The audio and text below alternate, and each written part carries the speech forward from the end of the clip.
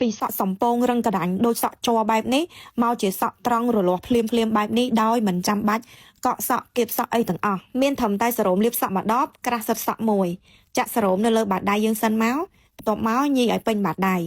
លាបឲ្យសពសរសៃសក់យើងដោយសារតែសក់នេះមហាសែនសំពងកដាញ់អញ្ចឹងយើងលាបតបវាឲ្យយូរបន្តិចមកដើម្បីឲ្យសរោមនឹងជ្រាបចូលទៅខ្សែសក់បានល្អហើយនេះត្រឹមតែលាបសរោមឲ្យភ្លាមឯណាសក់ដែលសំពងកដាញ់មុននឹងរៀបរៀងត្រង់អាលងជាងមុនបានច្រើនមុនលាបសរោមក្រាស់សិតឡើងអត់ចូលឡើងស្អិតជាប់ក្រាស់នៅនឹងហ្មងគ្រាន់តែលាបសរោមឲ្យក្រាស់សិតឡើងស្រួលឡើងរលោងសិនជាសក់ស្អិតសំពងខ្លាំងត្រូវតែលាបសរោមសិនចាំសិតសក់ទៅអត់ដាច់សក់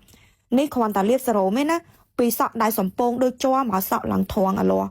ឡើងរស់មានជីវិតខុសគ្នាឡើង 50-60% ហ្មងណាពិសេសត្រង់ថាសរោមសក់ត្រង់នេះយើងប្រើបានពីរបែបនៅពេលដែលបន្ទន់សក់អាចយកសរោមនេះលាយជាមួយនឹងបន្ទន់ប្រភេទអីក៏បានដែរដូចខ្ញុំពងបន្ទន់នេះក៏ខ្ញុំបន្ទន់ជាមួយនឹងសាប៊ូកញ្ចប់ទូទៅដែរអត់បន្ទន់ជាឈុតរបស់វាទេអញ្ចឹងសរោមនេះគឺងាយស្រួលប្រើខ្លាំងមែនតើ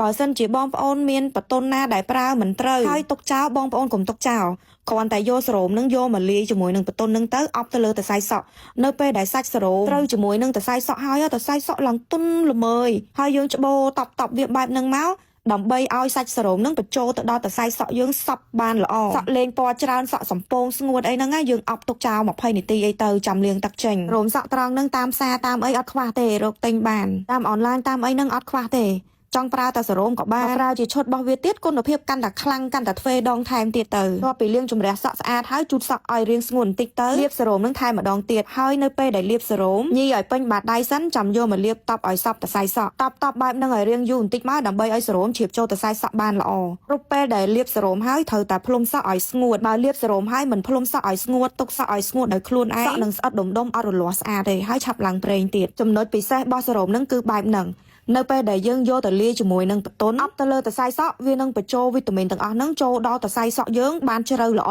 ហើយនៅពេលដែលសក់ស្ងួតយើងអាចលាបសរោមហ្នឹងបានម្ដងទៀតលាបសរោមនៅពេលដែលសក់ស្ងួតគឺអត់លាងទឹកចេញទេពេលដែលលាបហើយភ្លុំសក់ស្ងួតគឺទទួលបានសក់ត្រង់រលាស់រលោងបែបហ្នឹង